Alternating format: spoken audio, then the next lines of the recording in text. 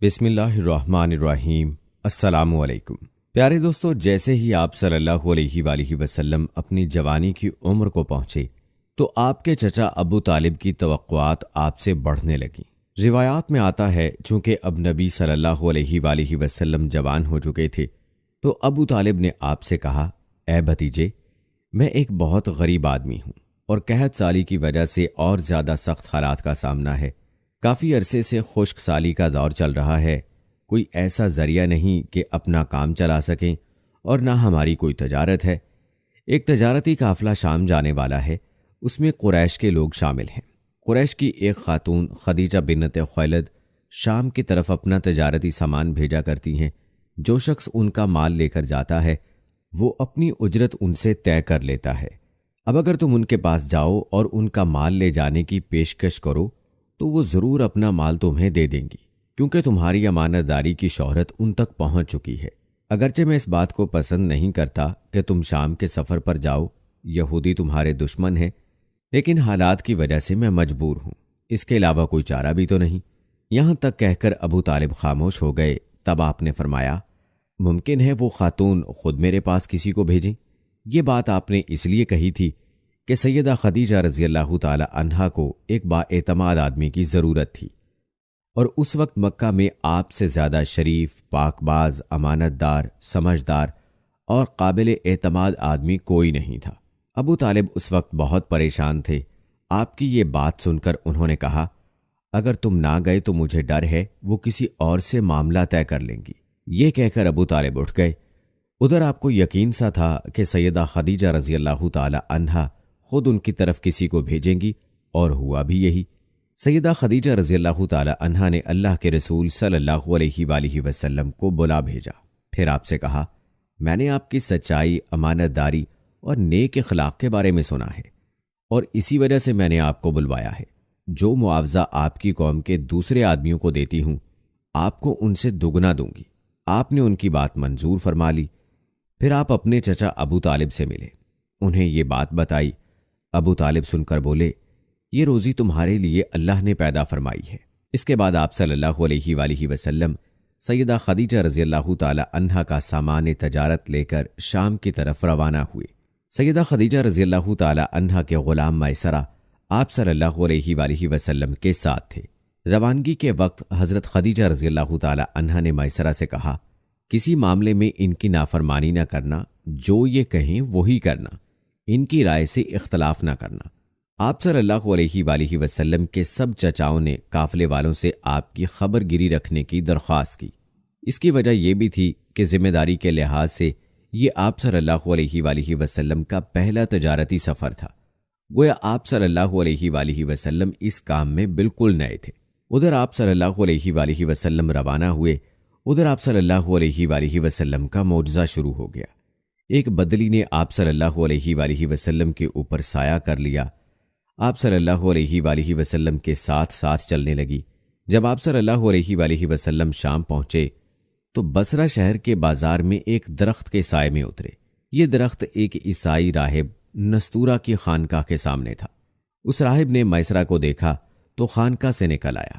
اس وقت اس نے آپ صلی اللہ علیہ وآلہ وسلم کو دیکھا۔ آپ صلی اللہ علیہ وآلہ وسلم درخت کے نیچے ٹھہرے ہوئے تھے۔ اس نے میسرہ سے پوچھا، یہ شخص کون ہے جو اس درخت کے نیچے موجود ہے؟ میسرہ نے کہا، یہ ایک قریشی شخص ہیں، حرم والوں میں سے ہیں۔ یہ سن کر راہب نے کہا، اس درخت کے نیچے نبی کے سوا کبھی کوئی آدمی نہیں بیٹھا۔ مطلب یہ تھا کہ اس درخت کے نیچے آج تک کوئی شخص نہیں بیٹھا۔ اللہ تعالیٰ نے اس درخت کو ہمیشہ اس سے بچایا ہے کہ اس کے نیچے نبی کے سوا کوئی دوسرا شخص بیٹھے۔ اس کے بعد اس نے میسرہ سے پوچھا، کیا ان کی آنکھوں میں سرخی ہے؟ میسرہ نے جواب دیا، ہاں بالکل ہے، اور یہ سرخی ان کی آنکھوں میں مستقل رہتی ہے۔ اب نستورہ نے کہا، یہ وہی ہیں۔ میسرہ نے حیران ہو کر اس کی طرف دیکھا اور بولے، کیا مطلب یہ وہی ہیں؟ کون وہی؟ یہ آخری پیغمبر ہیں۔ کاش میں وہ زمانہ پا سکتا جب انہیں ظہور کا حکم ملے گا، یعنی جب انہیں نبوت ملے گی۔ اس کے بعد وہ چپکے سے آپ صلی اللہ علیہ وآلہ وسلم کے پاس پہنچا۔ پہلے تو اس نے آپ صلی اللہ علیہ وآلہ وسلم کے سر کو بوسہ دیا، پھر آپ صلی اللہ علیہ وآلہ وسلم کے قدموں کو بوسہ دیا اور بولا، میں آپ صلی اللہ علیہ وآلہ وسلم پر ایمان لاتا ہوں۔ اور گواہی دیتا ہوں کہ آپ صلی اللہ علیہ وآلہ وسلم وہی ہیں جن کا ذکر اللہ تعالیٰ نے تورات میں فرمایا ہے۔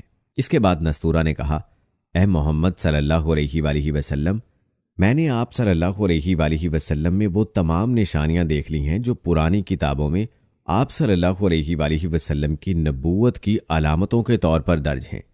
صرف ایک نشانی باقی ہے، اس لیے آپ صلی اللہ علیہ وآلہ وسلم ذرا اپنے کندھے سے کپڑا ہٹائیں۔ آپ صلی اللہ علیہ وآلہ وسلم نے اپنے شانہ مبارک سے کپڑا ہٹا دیا۔ تب نستورہ نے وہاں مہر نبوت کو جگمگاتے دیکھا۔ وہ فوراً مہر نبوت کو چومنے کے لیے جھک گیا، پھر بولا، میں گواہی دیتا ہوں کہ اللہ تعالیٰ کے سوا کوئی عبادت کے لائق نہیں، اور میں گواہی دیتا ہوں کہ آپ صلی اللہ علیہ وآلہ وسلم اللہ تعالیٰ کے پیغمبر ہیں۔ آپ صلی اللہ علیہ وآلہ وسلم کے بارے میں حضرت عیسیٰ ابن مریم علیہ السلام نے خوشخبری دی تھی، اور انہوں نے کہا تھا، میرے بعد اس درخت کے نیچے کوئی نہیں بیٹھے گا سوائے اس پیغمبر کے جو امی یعنی ان پڑھ، ہاشمی، عربی اور مکی یعنی مکہ کے رہنے والے ہوں گے۔ قیامت میں حوض کوثر اور شفاعت والے ہوں گے۔ اس واقعے کے بعد آپ صلی اللہ علیہ وآلہ وسلم بصرہ کے بازار تشریف لے گئے۔ وہاں آپ صلی اللہ علیہ وآلہ وسلم نے مال فروخت کیا جو ساتھ لائے تھے اور کچھ چیزیں خریدیں۔ اس خرید و فروخت کے دوران ایک شخص نے آپ صلی اللہ علیہ وآلہ وسلم سے کچھ جھگڑا کیا اور بولا، لات اور عزا کی قسم کھاؤ۔ آپ صلی اللہ علیہ وآلہ وسلم نے فرمایا، میں نے ان بتوں کے نام پر کبھی قسم نہیں کھائی۔ آپ صلی اللہ علیہ وآلہ وسلم کا یہ جملہ سن کر وہ شخص چونک اٹھا۔ شاید وہ گزشتہ آسمانی کتاب کا کوئی عالم تھا اور اس نے آپ کو پہچان لیا تھا، چنانچہ بولا، آپ ٹھیک کہتے ہیں۔ اس کے بعد اس نے میسرہ سے علیحدگی میں ملاقات کی، کہنے لگا، میسرہ، یہ نبی ہیں، قسم ہے اس ذات کی جس کے ہاتھ میں میری جان ہے، یہ وہی ہے جن کا ذکر ہمارے راہب اپنی کتابوں میں پاتے ہیں۔ میسرہ نے اس کی اس بات کو ذہن نشین کر لیا۔ راستے میں ایک اور واقعہ پیش آیا۔ سیدہ خدیجہ رضی اللہ تعالی عنہا کے 2 اونٹ بہت زیادہ تھک گئے تھے اور چلنے کے قابل نہ رہے۔ ان کی وجہ سے میسرہ قافلے کے پیچھے رہ گیا۔ نبی کریم صلی اللہ علیہ وآلہ وسلم قافلے کے اگلے حصے میں تھے۔ میسرہ ان اونٹوں کی وجہ سے پریشان ہوا تو دوڑتا ہوا اگلے حصے کی طرف آیا اور اپنی پریشانی کے بارے میں آپ صلی اللہ علیہ وآلہ وسلم کو بتایا۔ آپ صلی اللہ علیہ وآلہ وسلم اس کے ساتھ ان دونوں اونٹوں کے پاس تشریف لائے، ان کی کمر اور پچھلے حصے پر ہاتھ پھیرا، کچھ پڑھ کر دم کیا۔ آپ کا ایسا کرنا تھا کہ اونٹ اسی وقت ٹھیک ہو گئے اور اس قدر تیز چلے کہ قافلے کے اگلے حصے میں پہنچ گئے۔ اب وہ منہ سے آوازیں نکال رہے تھے اور چلنے میں جوش و خروش کا اظہار کر رہے تھے۔ پھر قافلے والوں نے اپنا سامان فروخت کیا۔ اس بار انہیں اتنا نفع ہوا کہ پہلے کبھی نہیں ہوا تھا۔ چنانچہ میسرہ نے آپ سے کہا، اے محمد، ہم صالحہ سال سے سیدہ خدیجہ رضی اللہ تعالی عنہا کے لیے تجارت کر رہے ہیں، مگر اتنا زبردست نفع ہمیں کبھی نہیں ہوا جتنا اس بار ہوا ہے۔ آخر قافلہ واپس مکہ کی طرف روانہ ہوا۔ میسرہ نے اس دوران صاف طور پر یہ بات دیکھی کہ جب گرمی کا وقت ہوتا تھا اور نبی کریم صلی اللہ علیہ وآلہ وسلم اپنے اونٹ پر ہوتے تو 2 فرشتے دھوپ سے بچانے کے لیے آپ صلی اللہ علیہ وآلہ وسلم پر سایہ کیے رہتے تھے۔ ان تمام باتوں کی وجہ سے میسرہ کے دل میں آپ کی محبت گھر کر گئی اور یوں لگنے لگا جیسے وہ آپ کا غلام ہو۔ دوستو، کہتے ہیں کہ آپ صلی اللہ علیہ وآلہ وسلم دوپہر کے وقت مکہ میں داخل ہوئے۔ آپ باقی قافلے سے پہلے پہنچ گئے تھے۔ آپ سیدھے حضرت خدیجہ رضی اللہ تعالی عنہا کے گھر پہنچے۔ وہ اس وقت چند عورتوں کے ساتھ بیٹھی تھیں۔ انہوں نے دور سے آپ کو دیکھ لیا۔ آپ اونٹ پر سوار تھے اور 2 فرشتے آپ پر سایہ کیے ہوئے تھے۔ حضرت خدیجہ رضی اللہ تعالی عنہا نے یہ منظر دوسری عورتوں کو بھی دکھایا۔ وہ سب بہت حیران ہوئیں۔ اب آپ صلی اللہ علیہ وآلہ وسلم نے حضرت خدیجہ رضی اللہ تعالی عنہا کو تجارت کے حالات سنائے، منافع کے بارے میں بتایا۔ اس مرتبہ پہلے کی نسبت دگنا منافع ہوا تھا۔ حضرت خدیجہ رضی اللہ تعالی عنہا بہت خوش ہوئیں۔ انہوں نے پوچھا، میسرہ کہاں ہے؟ آپ نے بتایا وہ ابھی پیچھے ہے۔ یہ سن کر سیدہ نے کہا، آپ فوراً اس کے پاس جائیے اور اسے جلد از جلد میرے پاس لائیے۔ آپ واپس روانہ ہوئے۔ حضرت خدیجہ رضی اللہ تعالی عنہا نے دراصل آپ کو اس لیے بھیجا تھا کہ وہ پھر سے وہی منظر دیکھنا چاہتی تھیں، جاننا چاہتی تھیں کیا اب بھی فرشتے ان پر سایہ کرتے ہیں یا نہیں۔ جو ہی آپ روانہ ہوئے، یہ اپنے مکان کے اوپر چڑھ گئیں اور وہاں سے آپ کو دیکھنے لگیں۔ آپ کی شان اب بھی وہی نظر آئی۔ اب انہیں یقین ہو گیا کہ ان کی آنکھوں نے دھوکہ نہیں کھایا۔ کچھ دیر بعد آپ صلی اللہ علیہ وآلہ وسلم میسرہ کے ساتھ ان کے پاس پہنچ گئے۔ حضرت خدیجہ رضی اللہ تعالی عنہا نے میسرہ سے کہا، میں نے ان پر 2 فرشتوں کو سایہ کرتے ہوئے دیکھا ہے، کیا تم نے بھی کوئی ایسا منظر دیکھا ہے؟ جواب میں میسرہ نے کہا، میں تو یہ منظر اس وقت سے دیکھ رہا ہوں جب قافلہ یہاں سے شام جانے کے لیے روانہ ہوا تھا۔ اس کے بعد میسرہ نے نستورہ سے ملاقات کا حال سنایا۔ دوسرے آدمی نے جو کہا تھا وہ بھی بتایا، جس نے لات اور عزا کی قسم کھانے کے لیے کہا تھا، پھر اونٹوں والا واقعہ بتایا۔ یہ تمام باتیں سننے کے بعد سیدہ خدیجہ رضی اللہ تعالی عنہا نے آپ کو طے شدہ اجرت سے دگنا دی، جبکہ طے شدہ اجرت پہلے ہی دوسرے لوگوں کی نسبت دگنا تھی۔ ان تمام باتوں سے سیدہ خدیجہ رضی اللہ تعالی عنہا بہت حیران ہوئی۔ اب وہ اپنے چچا زاد بھائی ورقہ بن نوفل سے ملی۔ یہ پچھلی کتابوں کے عالم تھے۔ سیدہ خدیجہ رضی اللہ تعالی عنہا نے انہیں جو کچھ خود دیکھا اور میسرہ کی زبانی سنا تھا وہ سب کہہ سنایا۔ ورقہ بن نوفل اس وقت عیسائی مذہب سے تعلق رکھتے تھے، اس سے پہلے وہ یہودی تھے۔ سیدہ خدیجہ رضی اللہ تعالی عنہا کی تمام باتیں سن کر ورقہ بن نوفل نے کہا، خدیجہ، اگر یہ باتیں سچ ہیں تو سمجھ لو محمد اس امت کے نبی ہیں۔ میں یہ بات جان چکا ہوں کہ وہ اس امت کے ہونے والے نبی ہیں۔ دنیا کو انہی کا انتظار تھا، یہی ان کا زمانہ ہے۔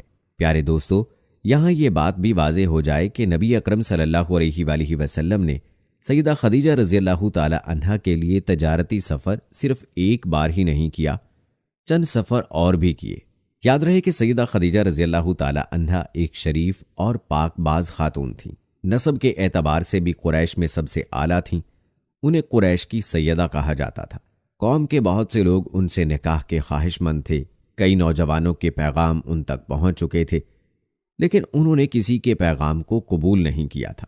نبی اکرم صلی اللہ علیہ وآلہ وسلم تجارت کے سفر سے واپس آئے تو آپ صلی اللہ علیہ وآلہ وسلم کی خصوصیات دیکھ کر اور آپ کی باتیں سن کر وہ آپ صلی اللہ علیہ وآلہ وسلم سے بہت زیادہ متاثر ہو چکی تھیں۔ لہٰذا انہوں نے ایک خاتون نفیسہ بنت منیہ کو آپ کی خدمت میں بھیجا۔ انہوں نے آ کر آپ سے کہا کہ اگر کوئی دولت مند اور پاک باز خاتون خود آپ کو نکاح کی پیشکش کرے تو کیا آپ مان لیں گے؟ ان کی بات سن کر آپ صلی اللہ علیہ وآلہ وسلم نے فرمایا، وہ کون ہے؟ نفیسہ نے فوراً کہا، خدیجہ بنت خویلد۔ آپ نے انہیں اجازت دے دی۔ نفیسہ بنت منیہ سیدہ خدیجہ رضی اللہ تعالی عنہا کے پاس آئیں، انہیں ساری بات بتائی۔ سیدہ خدیجہ رضی اللہ تعالی عنہا نے اپنے چچا عمر بن اسد کو اطلاع کرائی تاکہ وہ آ کر نکاح کر دیں۔ پیارے دوستو، آپ کو بتاتے چلیں کہ سیدہ خدیجہ رضی اللہ تعالی عنہا کی اس سے پہلے 2 مرتبہ شادی ہو چکی تھی۔ ان کا پہلا نکاح عتیق ابن مائد سے ہوا تھا، اس سے بیٹی ہندہ پیدا ہوئی تھی۔ عتیق کے فوت ہو جانے کے بعد سیدہ کا دوسرا نکاح ابو حالہ نامی شخص سے ہوا۔ ابو حالہ کی وفات کے بعد سیدہ خدیجہ رضی اللہ تعالی عنہا بیوگی کی زندگی گزار رہی تھیں کہ انہوں نے آپ صلی اللہ علیہ وآلہ وسلم سے نکاح کا ارادہ کر لیا۔ اس وقت سیدہ کی عمر 40 سال کے لگ بھگ تھی۔ سیدہ خدیجہ رضی اللہ تعالی عنہا کے چچا عمر بن اسد وہاں پہنچ گئے۔ ادھر نبی کریم صلی اللہ علیہ وآلہ وسلم بھی اپنے چچاؤں کو لے کر پہنچ گئے۔ نکاح کس نے پڑھایا، اس بارے روایات مختلف ہیں۔ ایک روایت یہ ہے کہ یہ نکاح چچا ابو طالب نے پڑھایا تھا۔ مہر کی رقم کے بارے میں بھی روایات مختلف ہیں۔ ایک روایت یہ ہے کہ مہر کی رقم 12 اوقیہ کے قریب تھی۔ دوسری روایت یہ ہے کہ آپ نے مہر میں 20 جوان اونٹنیاں دیں۔ نکاح کے بعد نبی کریم صلی اللہ علیہ وآلہ وسلم نے ولیمے کی دعوت کھلائی اور اس دعوت میں آپ نے 1 یا 2 اونٹ ذبح کیے۔